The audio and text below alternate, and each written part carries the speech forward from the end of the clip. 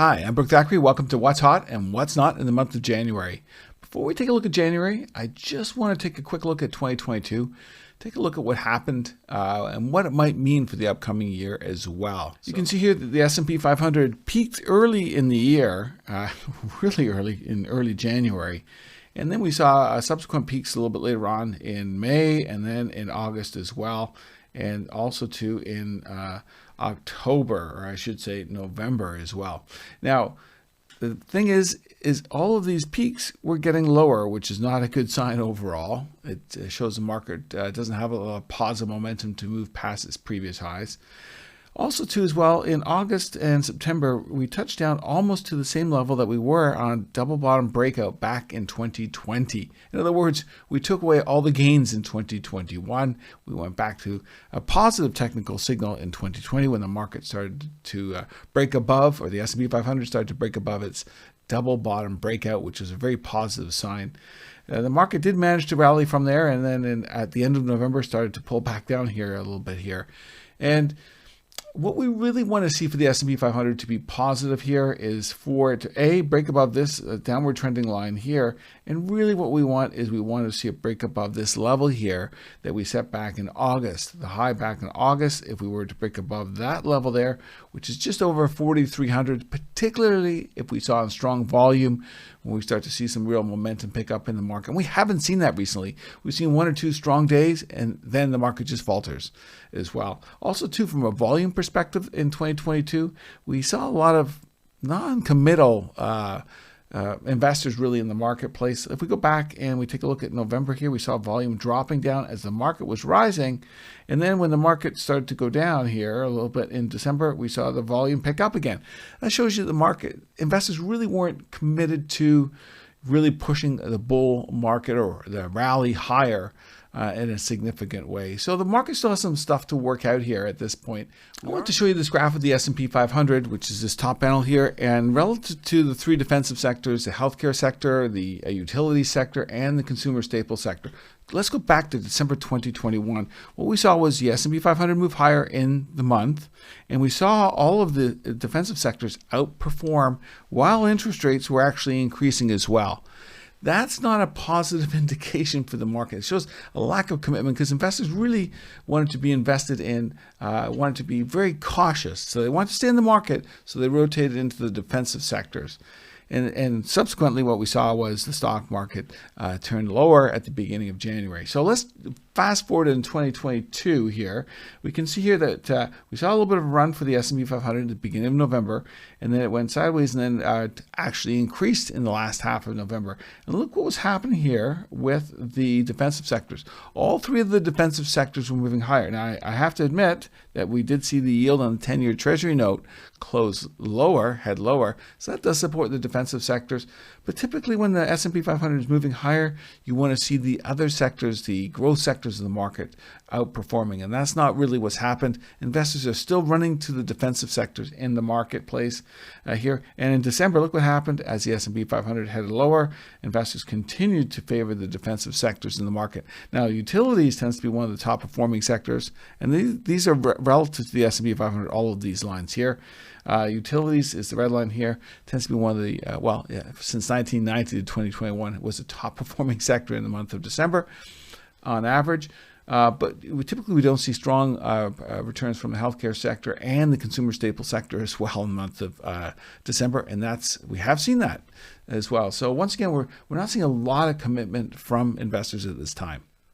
Okay, I want to jump into the Thackeray's 2023 Investors Guide and take a look at the sectors of the market and the overall market and how it typically does in the month of January from a seasonal standpoint. If we take a look here, we can see here that the information technology sector is ranked number one from 1990 to 2022. The information technology sector average return has been 2.4%. And has outperformed the S&P 500 73% of the time. Now, I got to tell you, the technology sector hasn't been performing very well recently. Typically, what you see is the technology sector pick up in performance mid-December, and so for the second half of December, it tends to rise. That hasn't been the case so far. This is the technology sector using the ETF in the States, XLK, and this is XLK relative to the S&P 500. And look at this. First of all, 2022, we've seen that underperformance for the technology sector. And just recently, in the second half of December, we've seen the technology sector head lower. And yes, the market has head lower, but we really haven't seen a big, huge gravitation towards the technology sector that we typically see in the last half of December, which is not a good sign for the strength of the market at this point. So we really need to see the technology sector turn around in early January, or otherwise it could be in further trouble coming up.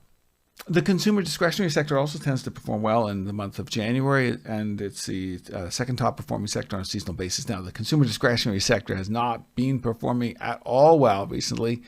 The two biggest stocks, Amazon and Tesla, which make up a huge portion of that sector, have been underperforming the market. So we've seen that sector underperforming overall and performing poorly. So it'll be interesting to see if it does manage to turn around. It doesn't beat the S&P 500 that often, actually, only 55% of the time.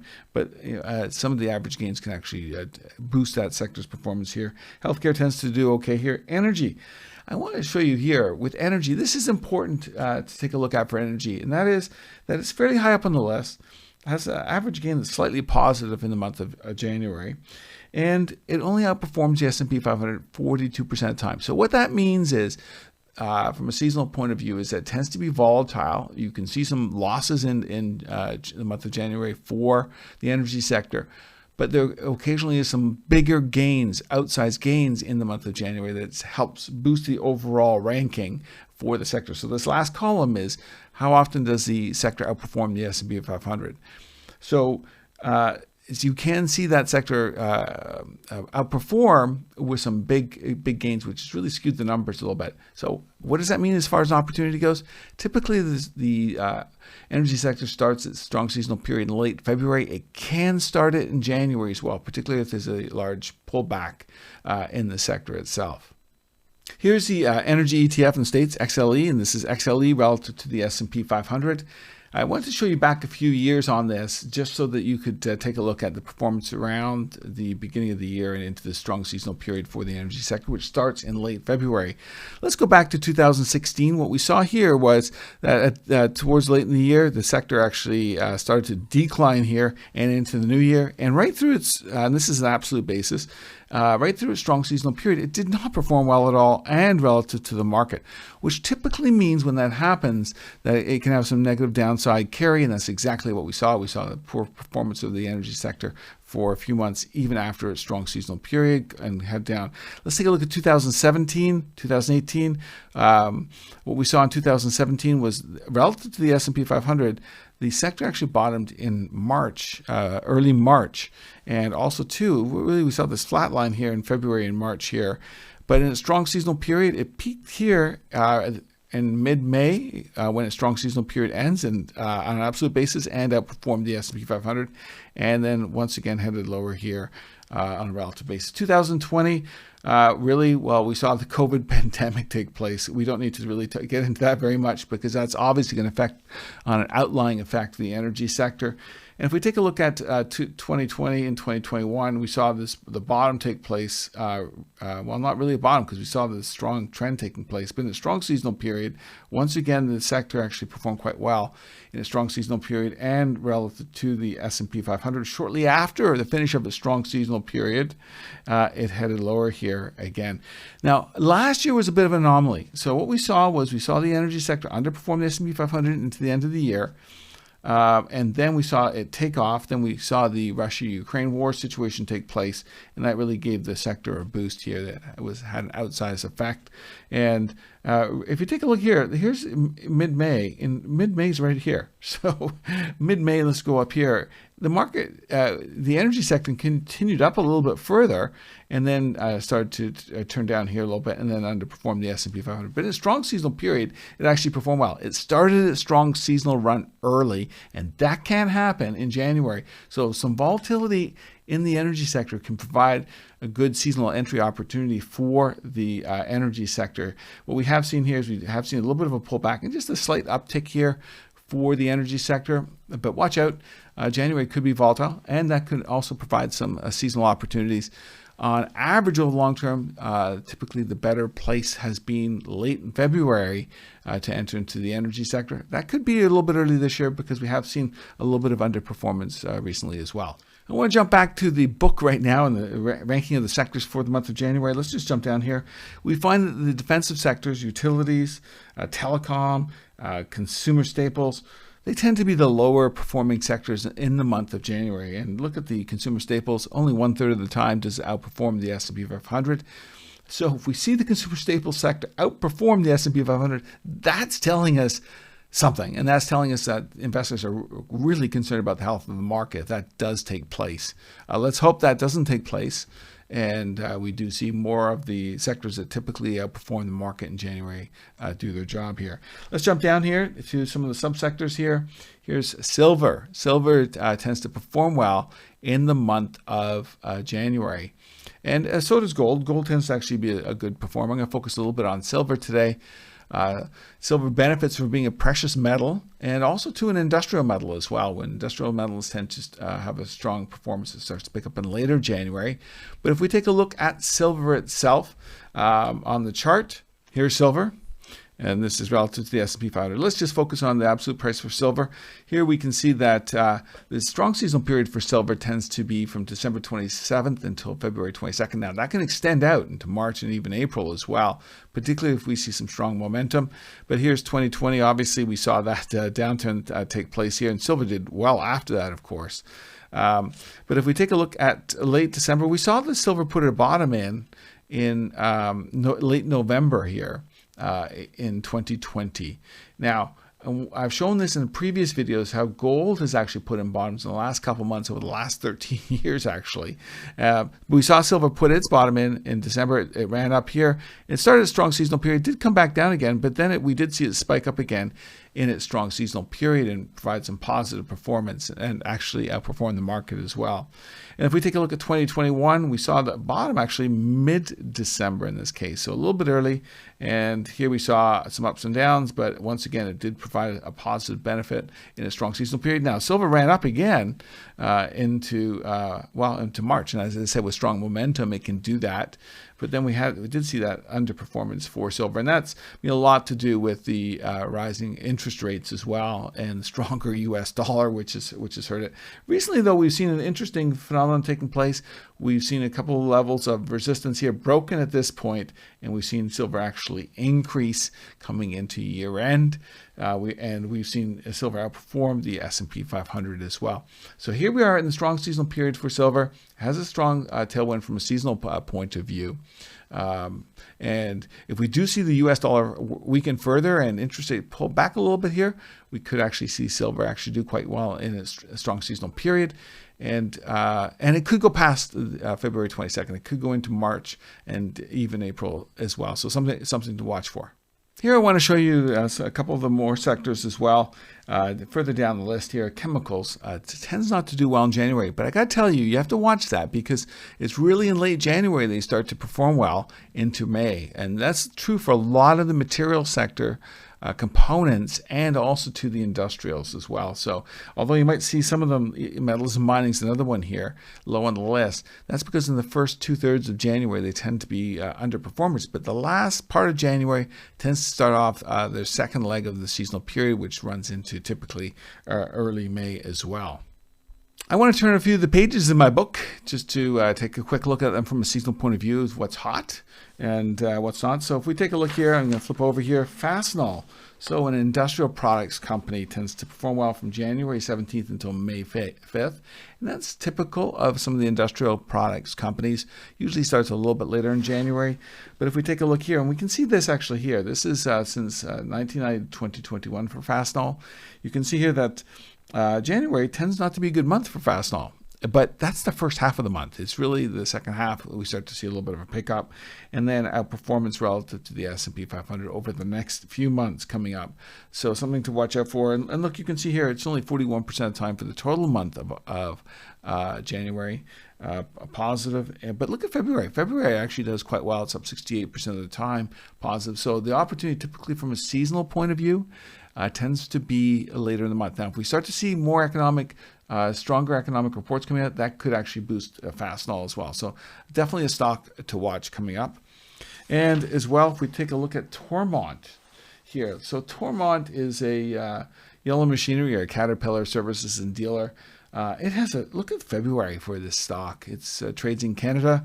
February is a gangbuster stock, 7.3% since 1997 to 2021. Up average 7.3%. Its median is actually 8%, so it's actually higher. That's a very positive sign from a seasonal point of view. And 80% of the time positive, and 84% of the time outperforming the S&P TSX Composite Index. So, so in other words, here we are from a seasonal point of view. January 31st to March 7th tends to be a good time for this stock. That's really trying to capture this trend here at this point. If we take a look at silver, I've already shown you silver up on the screen here, but let's take a look at the monthly performance for silver. And here you can see September, the cross is the median and the bar is the average. You can see how well it does relative to the diamond, which is the S&P 500. And I do want to point out here, February and March, look at the medians. They're actually below zero here. So what this is saying is that the average is higher and actually outperforms the S&P 500 for February and March. You have to watch it because there can be some really strong gains for silver, which boost this and skew the average compared to the median. But on average, I should say the median is actually lower than the average. So you have to be a little careful. It's really January that tends to do well for silver. And that's really, from a seasonal point of view, that's what we want to capture. And as we move into February and even into March as well, you really want to be careful if you start to see some weakness in silver in the month at that time. TJX. This stock here in the States, TJX Max, HomeSense, Marshalls,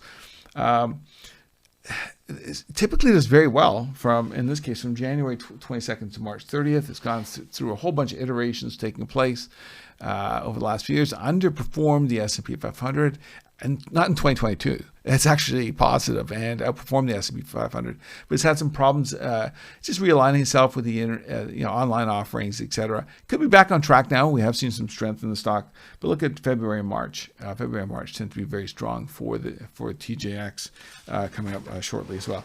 Snap-on, okay? Snap-on here, I'll just show you this chart here, tends to perform well from January 24th until May 5th.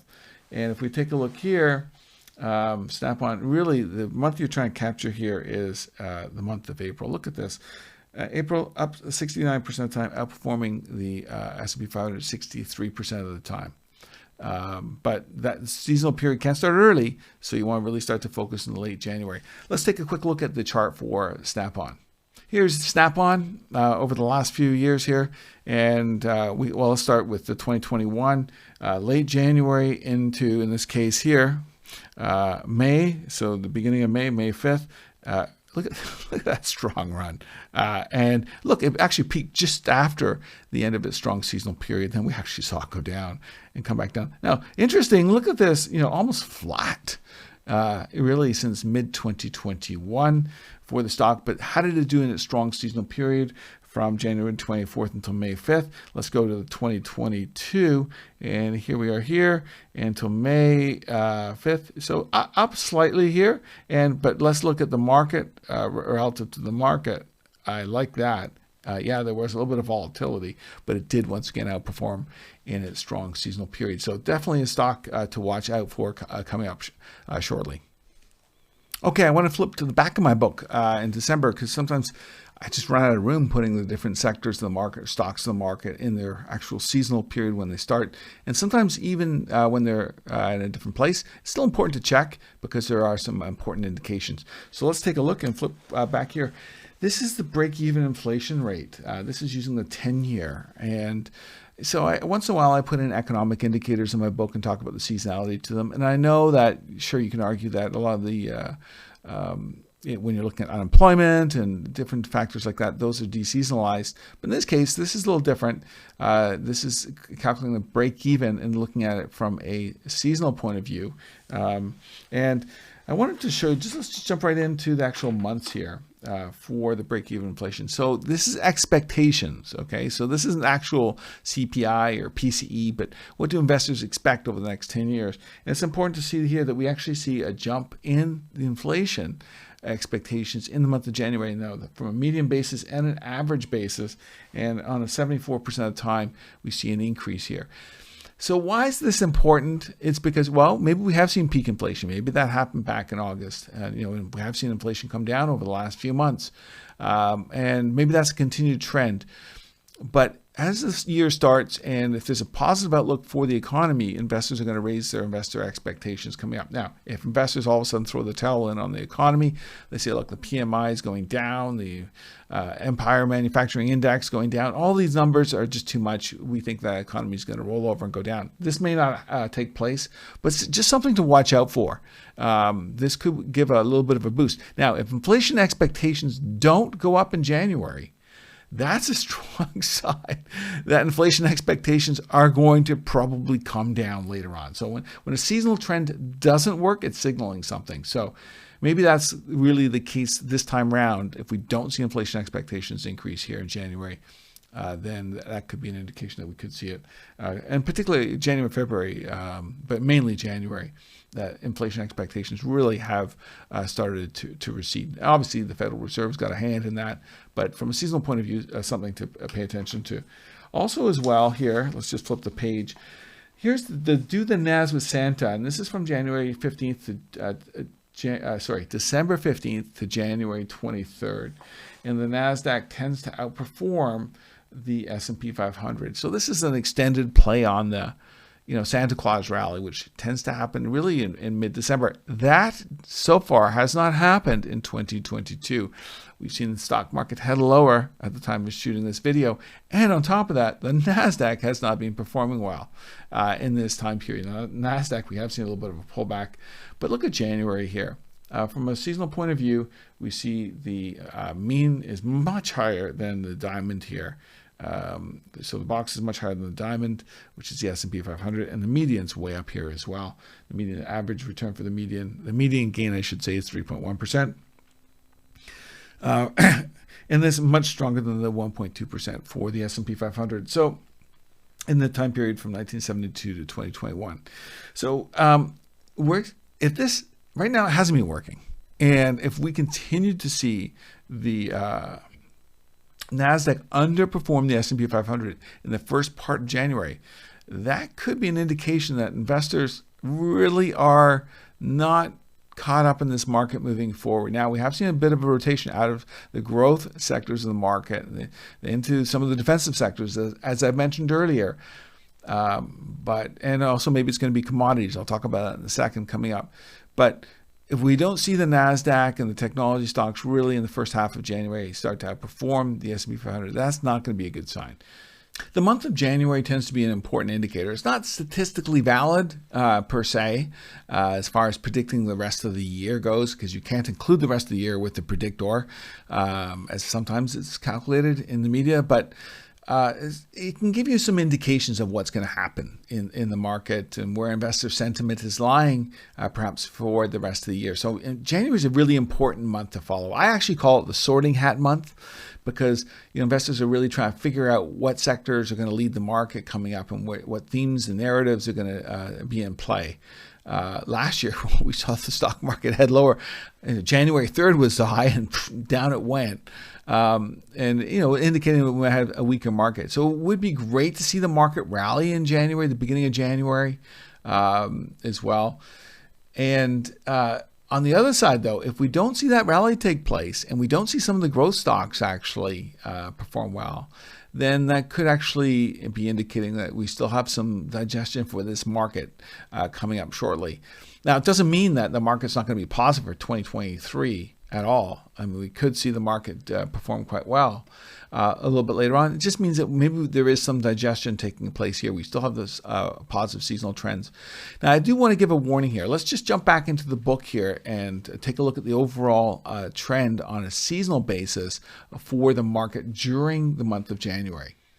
This is the seasonal trend for January from 1950 to 2022. Every month's different, of course, but this is averaged together. What you see is a few days in January tend to be positive, and a lot of people will lump that into the Santa Claus effect. Then we see the market go up and down here a bit. Don't forget, January is an earnings month as well. So it's going to be interesting to see how that works out, because there could be some adjustment with earnings coming up as well. Different topic. And then you see the last part of the month actually being quite positive for January. And February, on the other hand, tends to be a little bit of a weaker month for the overall stock market in this time period. But January, we do see the second half of January, once earnings start coming out, actually performing quite well. So what we do want to see is we want to see that exactly take place here. A little bit of a boost at the beginning of the month, maybe a little bit of sideways treading water for the market, and then the market to start to rally towards the second half of the month. Now, it should also be noted as well, some of the cyclical stocks or sectors of the market, like the materials or the industrials, metals and mining, they tend, on average, over the long term, not to perform well in the middle part of January. And that's really because I think investors are really trying to sort out exactly where they want to be in the market this year. And that's going to be an important theme, because investors have been avoiding some of the growth sectors, technology as an example, in the marketplace. And so if we see that same phenomenon where investors are starting to avoid some of the cyclical sectors and even some of the growth sectors, we're going to have to watch to see what happens in the last part of the month and see which, and that really doesn't come up until the last week or two in January, where we start to see where investors might be favoring for the market. And what we want to see is industrials perform well at that time, start their strong seasonal period. Now, they've been outperforming the market in this strong seasonal period. They've been doing great. Materials, once again, in their strong seasonal period right now, they've been performing great. But from the beginning of January to the 2/3 of January, they tend to underperform the market. A lot of people will go, well, they've got strong momentum, so maybe it just carries forward. And I get that, but statistically, they tend to be a little bit weaker in here. So we're going to really see what happens to the sectors of the market. And what doesn't work is going to be really important to tell us the narrative of where investors are or what they're thinking over the next few months as well. We do have that strong seasonal period behind us here. Recently, that hasn't helped. We saw them worked, in late October and November, and not in December. So let's hope we get back on track in January. January tends to be a positive seasonal month for the stock market. From 1950 to 2021, it on average is the 5th best ranked month. And it can go back and forth as well, but we're still in that strong seasonal period for the stock market. So we get some digestion here for in the stock market, and we start to get some commitment from investors as well, a little more than what we've seen, both on a volume basis and also on a carry forward basis, with the stock market to see multiple days of up moves, big up moves for the market, which would be positive. So let's hope we have a positive 2023. There's no guarantees, of course. The economy is showing some really signs of weakness here, but we still can see the stock market do okay for the next few months.